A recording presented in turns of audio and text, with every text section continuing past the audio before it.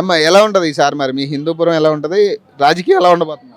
ఈసారి రాజకీయం ఎలా ఉంటుందంటే హిందూపూర్లో మాత్రము దీపిక అమ్మ ఎమ్మెల్యేగా, ఎంపీగా శాంతమ్మను మాత్రము ఇద్దరిని గెలిపించుకునే బాధ్యత మా మరి ప్రజలు. అంటే టీడీపీ కంచుకోట అంటారు హిందూపురాన్ని, మరి ఏంటి పరిస్థితి ఈసారి మారుతుంది? బద్దలు అయిపోతుంది సరే, బద్దలు కొట్టేస్తారు. 3 టర్ములు చేసాడు బాలకృష్ణ, మరి ఎలా ఉంది మరి ఆయన డెవలప్మెంట్ చేయలేదు? అవునండి, ఆయన ఒక సినిమా హీరో. మేము ఎవరన్నా జనాలు పోతామనుకో నెట్టేస్తారు బయట, వాళ్ళ లోపల ఉంటారు. ఎట్లా చూసాక అవకాశం ఇచ్చేలా అవకాశం మీరు ఎప్పుడు గెలిచినప్పటి నుంచి ఎమ్మెల్యే వస్తుంటాడు ఇంటిపూర్కి పోతుంటాడు, కానీ సామాన్యులు మాత్రం కనిపించాలి. బయట అంతా వాళ్ళు నాయకులు లేదంటే నాయకులు వాళ్ళదే దర్బార్లో దోవులు అంతా చేసుకుంటా ఉంటారు. దాన్ని బట్టి మాకి జగనన్న చేసిండే పనుల గురించి లేచి నిద్ర లేసేదక డబ్బులు ఇస్తున్నారు పాపం ముసలోళ్ళు వాళ్ళంతా వృద్ధులు. ఉండే టీడీపీ హయాంలోనా నీళ్ళు లేవు, వర్షాలు లేవు, చాలా బాధలు పడినాంలే. చాలా అవన్నీ చెప్పుకోనేట్లేదు. ఇప్పుడు 5 సంవత్సరాల పరిపాలన చాలా బాగుంది. ఎందుకంటే మా ఇంటికి ఒక ఇంటికి వచ్చింది 2.5 లక్షల డబ్బులు, రైతు భరోసా పడింది, డాక్రా రుణమార్పిడి, పావలా వడ్డీ, ఆటో డబ్బులు అన్నీ మొత్తం అన్న 2.5 లక్షలు పడిందన్న. ఒక ఇంటికి వచ్చి దాదాపు అంటే 1.5 లక్షల దాకా డబ్బులు అందరికీ చేయబంది. అందరూ ఇంటింటిగా మనం సర్వే చేసినాం. జగన్ అన్నే సీఎం కావాలని కోరిక మా కోరిక. హిందూపూర్ దీపిక గారు గెలుస్తారంటారు? హిందూపూర్ దీపిక ఖచ్చితంగా కలుస్తుంది. ఎలా ఉందండి హిందూపూర్ రాజకీయాలు ఎలా ఉన్నాయి మరి ఇప్పుడు? బాలకృష్ణ వర్సెస్ దీపిక గారు ఏంటి అంటే ముందు బాలకృష్ణ వచ్చినారు కానీ ఇంటింటికి వచ్చేవాళ్ళు కారు. కనీసం పంచాయతీకి కానీ ఎక్కడన్నా వస్తే హిందూపూర్కి వచ్చి హిందూపూర్ నుంచే వెళ్ళిపోయేవారు. వాళ్ళ నాయకులు మాత్రమే కలిసేవాళ్ళు, విలేజ్లో ఎవరు కలిసేవాళ్ళు కాదు. ఇంతవరకు కానీ ఏదైనా ప్రభుత్వం నుంచి వాళ్ళ ప్రభుత్వంలో ఏదైనా వచ్చినా కూడా వాళ్ళు మాత్రమే వినియోగించుకునేవాళ్ళు, పేదలకు ఇచ్చేవాళ్ళు కాదు. వాళ్ళైతే పక్కాగా ఎవరున్నారో వాళ్ళకి మాత్రం ఇండ్లు కావచ్చు ప్రతి ఒక్కటి వాళ్ళకే చేసినారనమాట. కానీ మా వైసీపీ వచ్చిన తర్వాత, మా అన్న జగనన్న వచ్చిన తర్వాత వీళ్ళు క్యాష్ ఇది చూడలేదు, తర్వాత ఏది ఇది ఆ పార్టీ ఈ పార్టీ అనలేదు. అర్హులు అయిన వాళ్ళందరికీను ప్రతి ఒక్క స్కీము ఇచ్చినారు. ఒక అమ్మఒడి కావచ్చు, ఒక చేయూత కావచ్చు, ఆసరా కావచ్చు, విద్యా దీవెన కావచ్చు, వసతి దీవెన కావచ్చు, ప్రతి ఒక్కటి ఫింక్షన్ కావచ్చు, ప్రతి ఒక్కటి అర్హులైన అందరికీ ఇస్తున్నారనమాట. దీంతోపాటు సచివాలయం అనేది ఒకటి కల్పించి వాలంటీర్లు పెట్టినారు. ఆ వాలంటీర్ల ద్వారా ఏమవుతుందంటే 50 మందికిను ఒక రేషన్ కార్డు కావచ్చు, ఒక ఇది కావచ్చు, ఫింక్షన్ కావచ్చు, తర్వాత వచ్చేసి క్యాస్ట్ సర్టిఫికేట్ కావచ్చు, ఇన్కమ్ సర్టిఫికేట్, ప్రతి ఒక్కటిను దాని ద్వారానే సచివాలయం ద్వారానే జరుగుతుంది. ఇంతకుముందు అయితే మేము మండలానికి వచ్చి ఒక 70 సార్లు ఛార్జీలు పెట్టుకొని పని వదులుకొని రావాల్సిందే. ఇప్పుడేం లేదు, సచివాలయంలో వెళ్ళి అప్లై చేసినామంటే మా ఇంటికే తెచ్చిస్తున్నారనమాట. అందుకని ఈ ప్రభుత్వం బాగుంది మాకు. చెప్పండి అమ్మా, అంటే వైసీపీ ప్రభుత్వం వచ్చి 5 సంవత్సరాలు అవుతుంది, ఎలా ఉంది? గత ప్రభుత్వం చూసారు, ఇప్పుడు చూసారు? గత ప్రభుత్వంలో మాకు రేషన్ కార్డు కావాలన్నా, ఒక ఆధార్ కార్డు కావాలన్నా, ఒక పెన్షన్ కావాలన్నా ఎంఆర్ఓ ఆఫీస్కి అక్కడ ఇక్కడ ఎక్కడ కావాలన్నా తిరిగేది, మాకు ఏ పని అవుతాండి.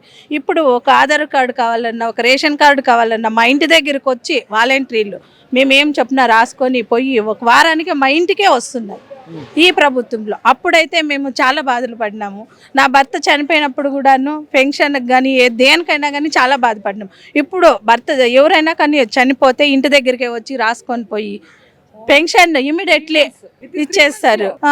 అప్పుడు ఏండ్ల తరబడి కూడా లేదు. అప్పుడు హిందూపురం ఎలా ఉంటుంది మరి? మా హిందూపురం దీపిక అక్క, శాంతమ్మ అక్క శక్తులుగా ఇచ్చినారు కాబట్టి మేము ఆది శక్తులుగా జయించాలని కోరుతున్నాము. బాలకృష్ణ గారు 3 సార్లు చేశారు ఇక్కడ, మరి ఎలా ఉంది? బాలకృష్ణ గారు జస్ట్ మా అన్న, మా జగనన్న ఒక పార్టీ చూడలే, ఒక మతం చూడలే, ఒక కులం చూడలే, వాళ్ళ అకౌంట్లోకి డబ్బులు వేసినాడు మా జగనన్న. బాలకృష్ణ మొన్న 500 చీరలు అంటే మా దీపిక అక్క పంచుతాను. దీపిక అక్క ఒక ఎమ్మెల్యే కూడా కాలేదు, ఇంటింటికి నీకు ఓటు ఉందా లేదా అనకుండా ఆడబిడ్డలకు అంతా పసుపు కుంకుమ ఇచ్చి చీరలు ఇచ్చింది. అది చూసి ఇప్పుడు 2 సార్లు ఎమ్మెల్యే అయినా కూడా ఒక్క మహిళకు కూడా ఒక చీర లేదు.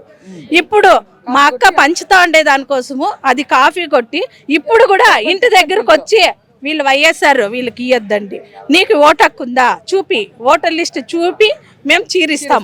చీరిచ్చేదానికి కూడా ఇప్పటికి కూడా స్వార్థం, ఇంకా గెలిచి ఏం ప్రయోజనం? ఎలా ఉందమ్మా, అంటే జగన్ ప్రభుత్వం వచ్చిన కాడి నుంచి ఏమైనా అభివృద్ధి జరిగిందా లేకపోతే ఏం పరిస్థితి?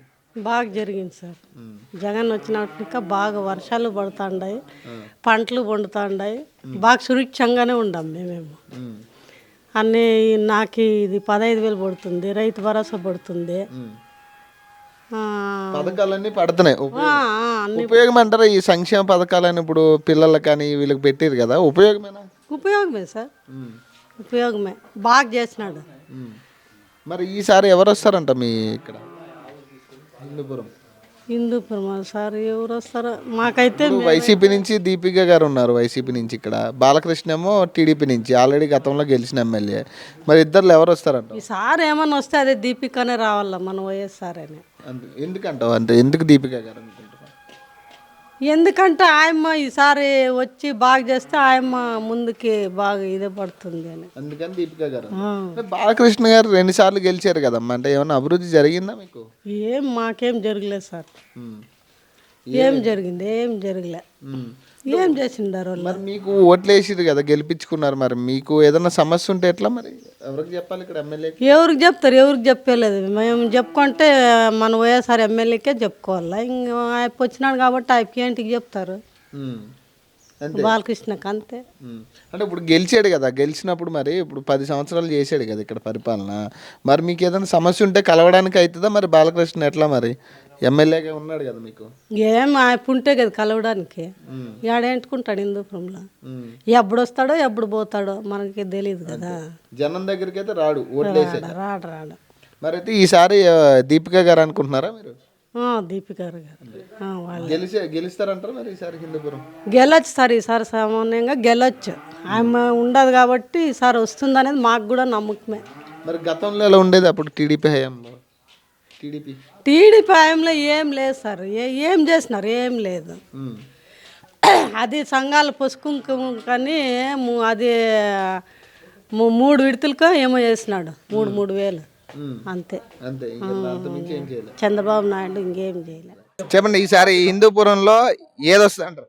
వైఎస్ఆర్ పార్టీ వస్తుంది. జగన్మోహన్ రెడ్డి అన్ని కంప్లీట్ కార్యక్రమాల పనులను నిడిచినాడు. రైతులకి బీదోళ్ళకి అంత కంప్లీట్ భీమ్ కార్డులు ఇండ్లు ఇచ్చి కంప్లీట్ ఇచ్చేసి మంచి సౌకర్యం చేసినాడు. దాని నుంచి ఈసారి జగన్మోహన్ రెడ్డి ముఖ్యమంత్రి అవుతాడు. హిందూపురం వైఎస్ఆర్ పార్టీ జీవం గెలుస్తుంది. మరి బాలకృష్ణ ఉన్నాడు, మరి బాలకృష్ణ 3 టర్ములు గెలిచాడు కదా, మరి పోటీ ఉంటుందా? ఎలా ఉంటుంది మరి? ఇప్పుడు బాలకృష్ణ పోటీ ఉన్నా గానీ బాలకృష్ణకి పలకబడి లేదు. బులుబులు వాళ్ళ అంటే ఉన్నారు. అన్ని వర్గాలు ఇందుక 4 చీలుకలు ఉండే, ఇప్పుడు ఒకే వర్గం అయిపోయింది. ఇంకా బాలాజీ ఏమి లేదు అని చెప్పిన సినిమా షూటింగ్ పడుతుంది. అంతే, సినిమా షూటింగ్. ఏమైనా చేసాడు ఇక్కడ 3 టర్ములు? ఏమీ లేదు, ఏమి చేయలేదు. ఇక వచ్చిన వాళ్ళకి ఎవరికి వచ్చేసి పట్టి నూకి కొట్టి వాళ్ళకి ఒక 5,000 10,000 ఇచ్చి ముందులాపి మీసాలు నేను బుల్బుల్ బాలయ్య, నేను రౌడీ, నేను గుండాజ్యము, తొన్నేస్తా, నొరికేస్తా, నేను ఒంటరిగా వస్తా, నేను ఒక్కడే వస్తా అని చెప్పి చెప్పుకొని పోయినాడు. ఇప్పుడు 3 పార్టీలు కలిసి వస్తున్నాయి కదా మరి టీడీపీ? 3 పార్టీలు కాదు 10 పార్టీలు వచ్చినా గెలిచేలేదు. వైఎస్ఆర్ హిందూపురం గెలుస్తుంది, దీపం గెలుస్తుంది. Thank you.